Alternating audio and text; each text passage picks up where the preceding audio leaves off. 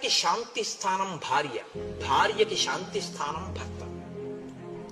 బయట ఎన్ని ఇబ్బందులు కలగనివ్వండి, భార్య సంతోషంగా పలకరిస్తే ఆయన సంతోషిస్తాడు.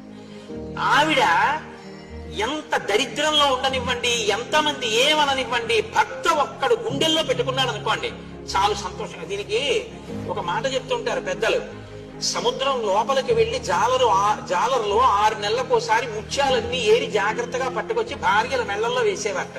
ఒక జాలరి వెళ్ళేవాడు కాదుట. ఆ ఒడ్డున ఉన్నటువంటి నత్తగుల్లలన్నీ ఏరి, శంఖాలు ఏరి, గండలు గుచ్చి భార్య మెళ్ళ వేశాడు. ఇన్ని నగలు వేసినటువంటి వాళ్ళకన్నా నత్తగుల్లలను శంఖాలు వేసుకున్నటువంటి ఈవిడలో ఎక్కువ తేజస్సుండేట. ఎందుకని అడిగారట. రోజు మా ఆయనకి నేను ఎదురుగుండా ఉండి కనపడి నా ముఖం చూస్తే ఆయన సంతోషిస్తారు, ఇంతకన్నా ఏం కావాలి? 6 నెలలు సముద్రంలోకి వెళ్ళి తెచ్చిన ముత్యాలు వేసుకుంటేనే తృప్త. అందుకని ఈవిడ ముఖం ఎక్కువ శోభించింది. ఆవిడికి ఈయనకి ఆవిడ శాంతి స్థానాలు. ఆ శాంతి పాడు కాకుండా చూడాలి.